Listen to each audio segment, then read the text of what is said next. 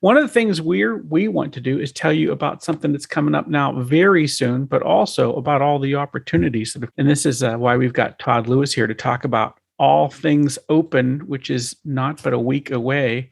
All right, Todd, you got some new news for us and some ideas about stuff that's going on here next week. Talk to us about all things open and the world of open source. So all things open. The event's in a week. Programming starts on Sunday, the 17th. So we're just under a week away from the first day of programming. I know I mentioned this, a couple weeks ago, but we've got 3 days of programming this year. The overall event is in a hybrid format, meaning we have in-person content. We're kind of coming back online from being virtual only in 2020. So there is an in-person component this year, which is pretty cool. It's scaled back, fewer people, more distancing inside, of course. We have lots of safety protocols in place, but then there's the virtual component as well. So we're going to live stream all of our content that's on site, which is pretty cool. So if you can't make the in-person event and you still want to watch it live as it's happening in Raleigh, you can certainly do that. So we are going to live stream it. We're also going to record it, and it'll be available after, post-event for playback on our YouTube channel as well. So, but that starts on Sunday, and we've got the inclusion and diversity event taking place on the ground in Raleigh on Sunday. And then we'll get into more traditional, more technical focused programming on Monday and Tuesday. Yeah. The thing about this, Todd, and I mean, I think this is great, right? You've got it hybrid. So no matter whatever you're comfortable with, you can participate in, right? Here's the thing that I would encourage people to do, and I'm going to guess that you're in the same way, whatever distance you're at. If you can be there live, and what I mean by live is either that's in person or it's virtual, but if you're there when other people are there, there's this component of being able to connect to other people that you just can't get by watching the videos later, right? And I think that's an important thing, that if you can put this on your schedule, if you can show up, whatever showing up means for you, but if you can show up, I think there's a lot of value to that. There is. We've done all we can to recreate the in-person experience, because, the biggest sort of, I guess, complaint, if there is one, maybe that's too strong, a word, but, about the virtual experience is that, there's not enough interaction. It doesn't enable enough engagement. I've heard that virtual events need to be reimagined to allow more engagement. So, by live streaming the on-site content, it is the next best thing to being there. We have a networking lounge where we connect people. And, the good thing about a virtual event is you will have an opportunity to meet people that you never would have otherwise had a chance to meet. So we have a huge global audience. Lots of people from all over the world will be joining us. We had people, 7,000 or so people that joined us online last year. And it was a very much a global audience from more than 50 countries all over the globe. So we anticipate the same this year. So again, it's a great opportunity to meet people with a similar interest, obviously around open source software and technology in general. So you already have that in common, right? Something that you do have in common. And now we take the next step in actually connecting you to people all around the world too. So certainly an advantage of the virtual event. And, Phil, surprisingly, we have a number of people coming in from other countries that are flying to the United States just for our event. So they've eased international travel restrictions a little bit. We still have vaccine protocols in place and things like that. But a surprising number of people are actually traveling. We did not anticipate that. So that's something that's kind of caught us by surprise, but it's a pleasant surprise. Yeah, no, that's great. Hey, one of the things that you and I talked about before coming to this was the fact that there are just a ton of career opportunities. And I think right now, I mean, whether people have called this the Great Resignation or what's going on, there's been a mismatch, to be clear, in what people need and what people have been doing and so forth. And I think there's just a bunch of opportunity if folks are wanting to work in the open source space. And quite frankly, your event is one of the places to make those connections. Jobs are important. I mean, if you've got skills in the tech space, it's always been your time, right? It's always been a great time for you. But, I'll go a step further. Open source skills are super important. And again, I know I mentioned this before, but it does bear repeating. Hiring managers are on the lookout for open source skills. They're looking for open source talent, even over and above general tech talent. So Phil, if it's okay, I'm actually going to drop something from the Linux Foundation over in chat, and it's a link to a jobs report. It's something the Linux Foundation does every year. Now, to get the full report, they do ask for your name and an email, et cetera. That's pretty common, but they do give you the high level findings on the page, on the landing page that the links to that I dropped over there in chat. Right. But you'll see that of all the hiring managers surveyed in preparing the report, 93%, 93 had a hard time finding people with open source talent, open source skills. That's up from 87% in the year before. So we talk to hiring managers all the time. They're having trouble finding people with open source skills, both on the technical side, but also on the process side. So that's the way we have a tendency to think of this. There's the process side of open source, but then there's the technical side. So everyone's kind of familiar with the technical skill aspect of this, but they're not so familiar with the process side. So really interesting to me. And these numbers just continue to go up. And again, we consistently talk to hiring managers because we get the question, well, how do I differentiate myself? And, admittedly, a lot of people on this call, they've been in the tech space for a while. They run companies or they work for, large companies. They've got jobs.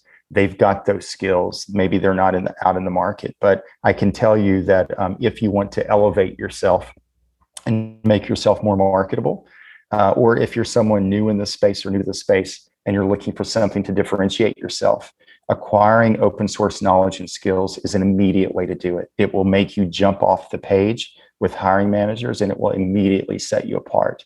So that's a message a lot of people hear me say frequently. But I'm, a true believer because I've seen it and because we talk to people hiring all the time. Right. No, I think I again, why would I not want to be where people want the most? And obviously, listen, if open source doesn't light you up, then this might not be the thing for you. But if this is the kind of thing that you find is interesting, and maybe you just need to dig into it a little bit, and you'll find out that, wow, this was in fact a thing that would light me up. I just had never tried it before. Again, I got to think that All Things Open is just a great place to see what people are up to, what they talk about, what they are into, and of course to see the need, right? Because you've got people who are up there, and yes, there's some of them are giving technical presentations, some of them are giving process presentations, but they're gonna be leaking out what they need because they need people. They certainly need people with open source skills. And that's right. The one thing in common, even if you're in the virtual environment, we have virtual exhibit booths, right? We have people there that are hiring, looking for people with talent and skills.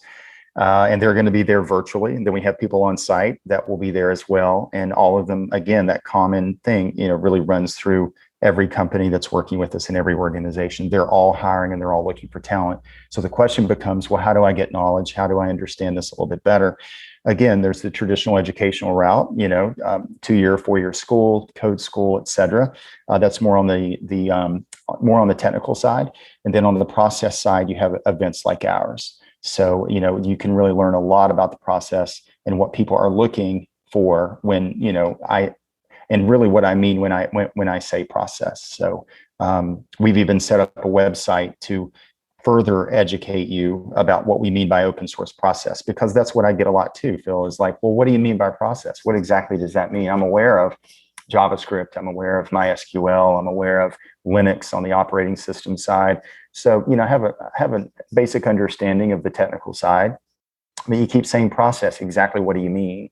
And that's why we set up the website opensourcescore.com. I think I mentioned that to you before, Open Source right. Score. And it's a site, really just a survey, kind of a survey site. It's free. You can go through and kind of see what your open source score is and, what your level of process knowledge and understanding is, and then how you compare to everyone else that's taken the score. Just a very quick survey, but it gives you a really good idea as to where you stand. And then again, even over and above that, what you might want to work on, some areas that you might want to gain more knowledge and maybe a little better understanding so that you can better compete and maybe, better position yourself out in the out in the marketplace. Excuse me. Sorry. Right. Yeah, no, that's great. And we'll stick that link in there again.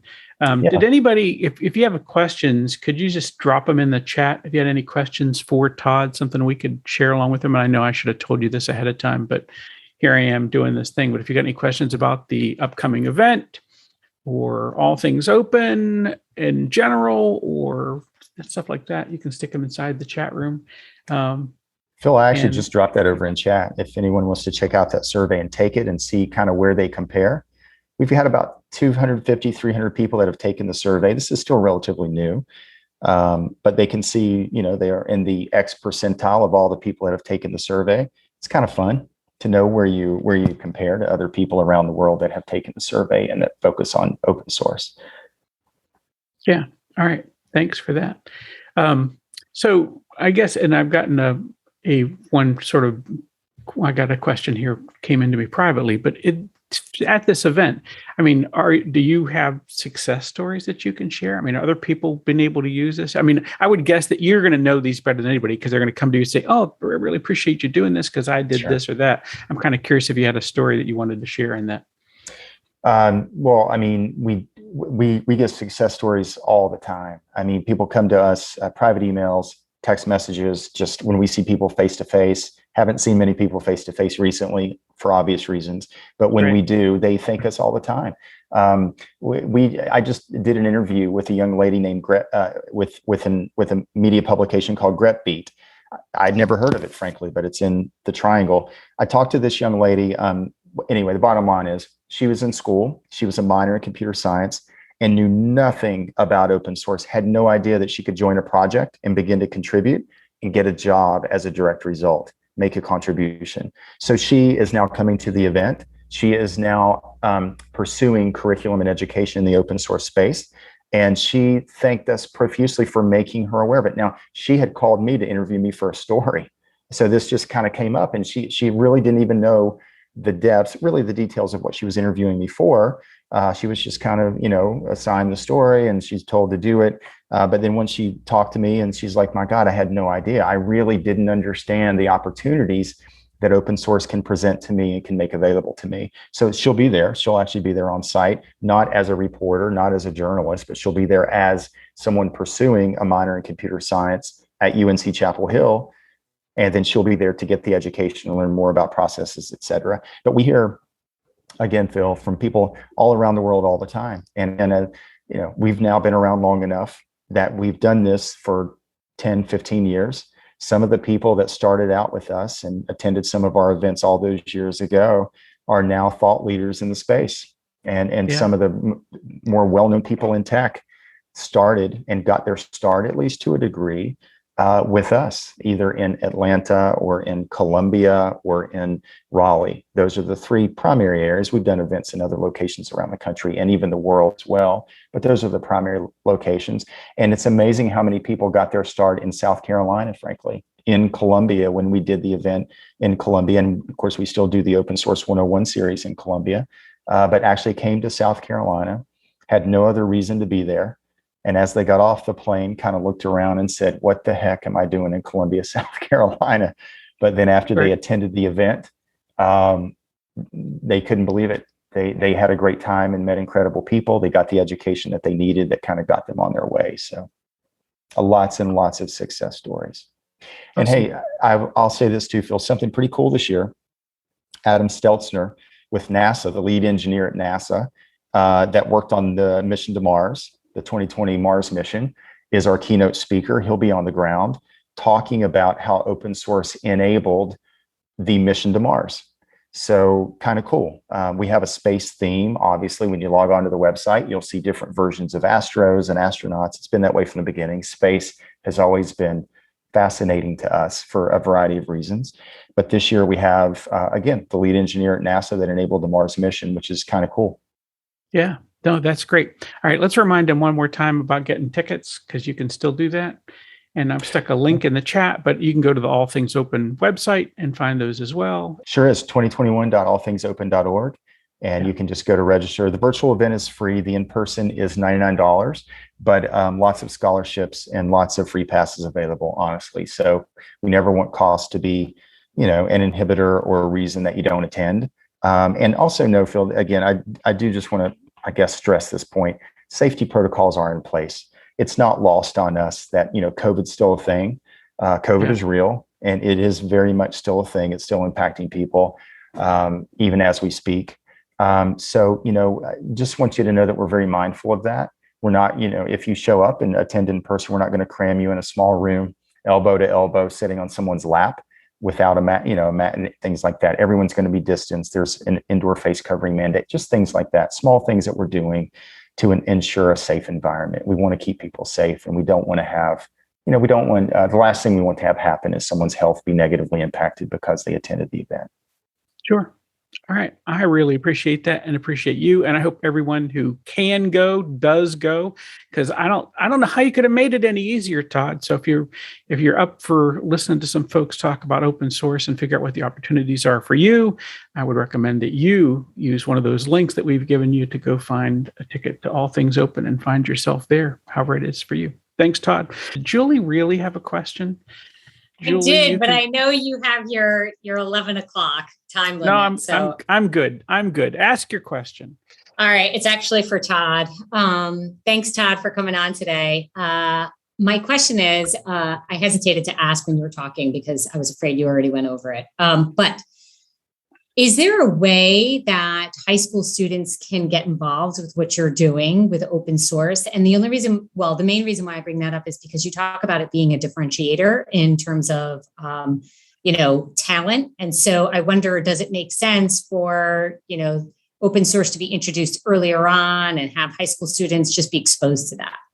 It makes perfect sense. And high schools, tech schools, code schools, 2-year schools, they need to do more of it. There's alarmingly little open source curriculum and education available out there right now. It's alarming. And look, I've been doing this for more than a decade, banging this drum. But schools, whether they be public institutions, private institutions, 4-year college, it doesn't matter. Very, very few people. I don't know if they just, I don't think this is so counterintuitive that it's confusing. To me, it makes perfect sense, but for whatever reason, people have been very slow to pick it up. So long answer to a short question, but the short answer is, oh my God, OMG. Yes, high school students should be learning how to do this and more about this. They should have a GitHub account. They should be able to navigate around GitHub. They should be able to look at code. They should be able to contribute code. They should be able to, they should be populating their own GitHub accounts and sharing their links with their friends and colleagues and their teachers should be helping them do that.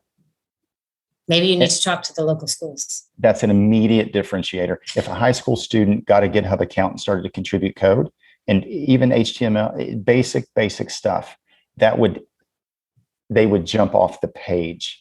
Any they would immediately jump off the page. Interesting. And Thank you. Very, very few students do it. Yeah.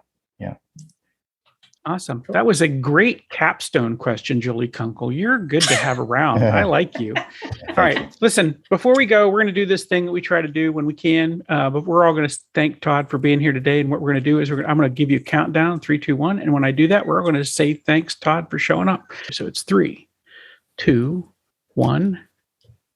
Thanks, Todd, for showing up. Thank you. Thanks, Todd. Thanks for the opportunity. Thank you. Thank you for being here.